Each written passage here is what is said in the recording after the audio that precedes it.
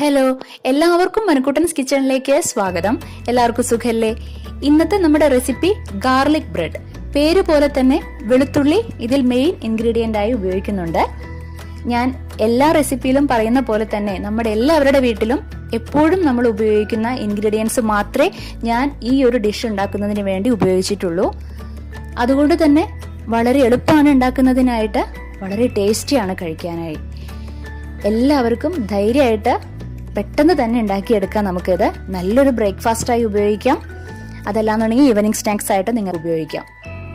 ഇതിൽ ഞാൻ ചീസാണ് ഫില്ല് ചെയ്തിരിക്കുന്നത്. ചീസ് നമുക്ക് വീട്ടിൽ തന്നെ വെറും രണ്ടേ ഇൻഗ്രീഡിയൻസ് വെച്ച് നമുക്ക് ഉണ്ടാക്കിയെടുക്കാവുന്നതാണ്. കഴിഞ്ഞ വീഡിയോയിൽ ഞാൻ പറഞ്ഞിരുന്നു. ആ വീഡിയോ കാണാത്തവർ കാണാം. അതിന്റെ ലിങ്ക് ഞാൻ ഡിസ്ക്രിപ്ഷൻ ബോക്സിൽ ഇടുന്നുണ്ട് കേട്ടോ.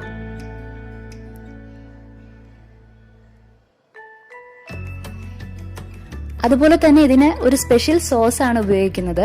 അതും നമ്മുടെ എല്ലാവരുടെ വീട്ടിലുള്ള വെജിറ്റബിൾസ് വെച്ചിട്ടാണ് ഞാൻ ഈ സോസ് ഉണ്ടാക്കിയിരിക്കുന്നത്. അപ്പൊ ആ ഒരു സോസിന്റെ ഒരു ചെറിയൊരു മധുരവും ഈ ഗാർലിക് ബ്രെഡിന്റെ ചെറിയൊരു എരിവും കൂടി ആവുമ്പോൾ നല്ല ടേസ്റ്റ് ആണ്. എല്ലാവരും ഇഷ്ടപ്പെടുന്ന ഒരു ടേസ്റ്റ് ആണ് കേട്ടോ. അപ്പൊ നമുക്ക് ഗാർലിക് ബ്രെഡ് ഉണ്ടാക്കുന്നതിന് വേണ്ടിയിട്ട് നമുക്ക് ആദ്യം തന്നെ ഒരു പാത്രത്തിലേക്ക് 1 ടേബിൾ സ്പൂണോളം ഈസ്റ്റ്, കുറച്ച് പഞ്ചസാര, ഒരു 3/4 ഗ്ലാസോളം ചെറിയ ചൂടുള്ള വെള്ളം, ഇതെല്ലാം ഒഴിച്ച് നന്നായിട്ടൊന്ന് മിക്സ് ചെയ്ത് ഒരു 15 മിനിറ്റ് നേരം അടച്ചു വെക്കുക. അപ്പോൾ ഈസ്റ്റ് നന്നായിട്ട് ആക്റ്റീവ് ആയിട്ടുണ്ടാവും. 15 മിനിറ്റിന് ശേഷം ഇതാ കണ്ടില്ലേ, ചേഞ്ച് നിങ്ങൾക്ക് മനസ്സിലാവും. ഒന്നുകൂടെ ഒന്ന് മിക്സ് ചെയ്തെടുക്കാം. അതിനുശേഷം ഒരു പാത്രത്തിലേക്ക് 1 ഗ്ലാസ് മൈദ ആഡ് ചെയ്ത് കൊടുക്കാം. 1 ടേബിൾ സ്പൂണോളം വെളുത്തുള്ളി പേസ്റ്റ് ചെയ്തെടുത്തതാണ്, മിക്സിയിൽ അരച്ചെടുത്തതാണ്. കുറച്ച് ഉപ്പ്, 1 ടേബിൾ സ്പൂണോളം നമ്മുടെ പാൽപ്പൊടി, പിന്നെ ദാ നമ്മുടെ ഈസ്റ്റ് ആഡ് ചെയ്തിട്ട് നന്നായിട്ടൊന്ന് കുഴച്ചെടുക്കാം. ഇതുപോലെ നന്നായിട്ട് കുഴച്ചെടുക്കുക. കുറച്ച് സൺഫ്ലവർ ഓയിൽ കൂടെ നമുക്ക് ആഡ് ചെയ്ത് കൊടുക്കാം. ഒരിക്കലും വെളിച്ചെണ്ണ ആഡ് ചെയ്യരുത് കേട്ടോ, അത് പ്രത്യേകം ശ്രദ്ധിക്കുക. ഏതെങ്കിലും വെജിറ്റബിൾ ഓയിൽ ആഡ് ചെയ്ത് കൊടുക്കുക. എന്നിട്ട് നന്നായിട്ട് ദാ ഇതുപോലെ നന്നായിട്ട് കുഴച്ചെടുക്കണം. ഒരു 5-6 മിനിറ്റ് നേരം നിങ്ങൾ ഇതുപോലെ കുഴച്ചെടുത്തോളൂ. നന്നായിട്ട് സോഫ്റ്റ് ആയി കിട്ടണം. നമുക്ക് ഇതുപോലെ തന്നെ കുഴച്ചെടുക്കാം കേട്ടോ.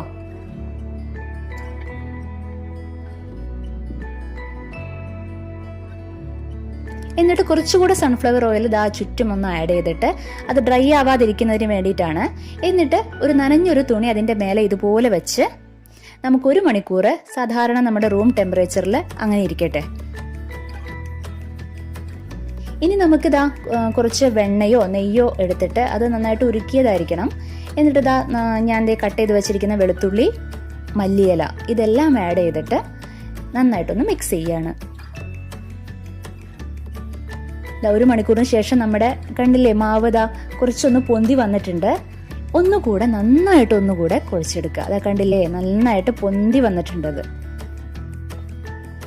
നല്ല സോഫ്റ്റ് ആവും. ഇതുപോലെ ഒന്നുകൂടെ കുഴച്ചെടുക്കുക. അപ്പൊ നന്നായിട്ട് ഒന്നുകൂടെ സോഫ്റ്റ് ആയി കിട്ടും നമുക്ക് ആ ബ്രെഡ്.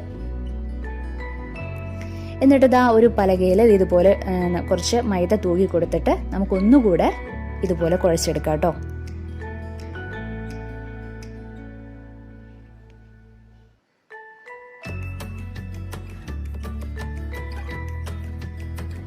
ഇതുപോലെ നന്നായിട്ട് കുഴച്ചെടുക്കുക. അതിനുശേഷം നമുക്കൊരു ചപ്പാത്തി പരത്തുന്ന കോല് വെച്ച് നന്നായിട്ടൊന്ന് പരത്തിയെടുക്കണം. നമുക്ക്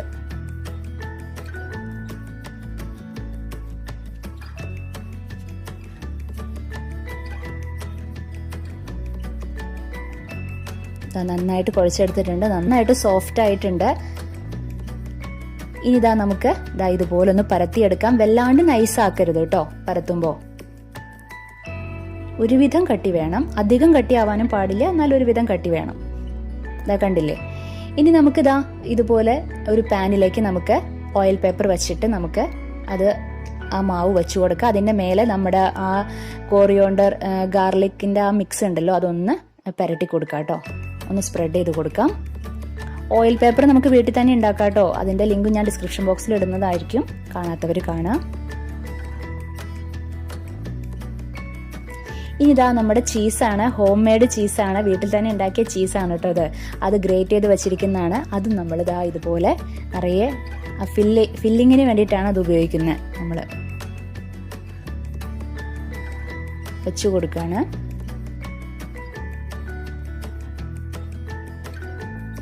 അതിന് മീതെ നമ്മുടെ റെഡ് ചില്ലി, ചുവന്ന മുളകുണ്ടല്ലോ, അത് നമ്മൾ മിക്സിയിലിട്ടിട്ട് നന്നായിട്ടൊന്ന് പൊടിഞ്ഞു കിട്ടും. ചില്ലി ഫ്ലേക്സ് ആണ് അത്. അതിൻ്റെ മേലൊന്ന് തൂക്കി കൊടുക്കാം നമുക്ക്. എന്നിട്ട് ഇതുപോലെ ഒന്ന് മടക്കിയിട്ട് അതിൻ്റെ അരികെല്ലാം നന്നായിട്ടൊന്ന് ഒട്ടിച്ചു കൊടുക്കാം.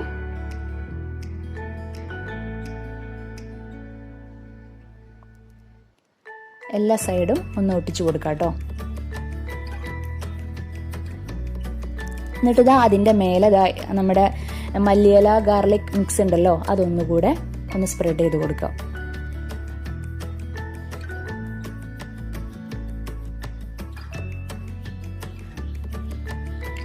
കുറച്ച് ചില്ലി ഫ്ലേക്സ്, ചുവന്ന മുളകിന്റെ ഫ്ലേക്സ് ആണ്.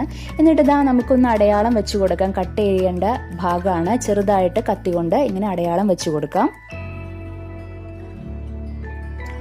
അപ്പോൾ നന്നായിട്ട് വെന്ത് കിട്ടുമ്പോൾ നമുക്ക് നന്നായിട്ട് പെട്ടെന്ന് തന്നെ നമുക്ക് മുറിച്ച് മാറ്റാൻ എളുപ്പമായിരിക്കും. ഇതുപോലെ അടയാളം ഇട്ട് കൊടുത്തിട്ടുണ്ട് ഞാൻ.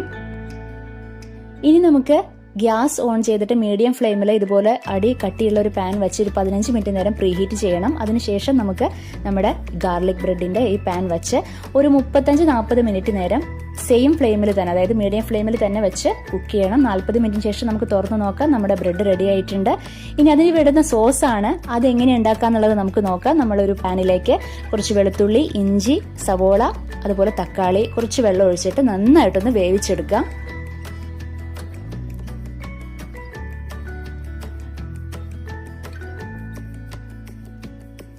നന്നായിട്ട് വെന്തിട്ടുണ്ട്. നമുക്ക് ഫ്ലെയിം ഓഫ് ചെയ്യാം. ഇനി അത് ചൂടാറിയതിന് ശേഷം നമുക്കൊന്ന് പേസ്റ്റ് ആക്കി എടുക്കണം. അപ്പോൾ പേസ്റ്റ് ആക്കി എടുത്തിട്ടുണ്ട്.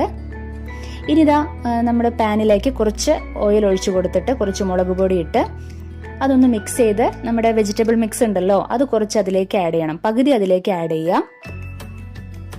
എന്നിട്ട് നന്നായിട്ടൊന്ന് മിക്സ് ചെയ്യാം. നമുക്ക്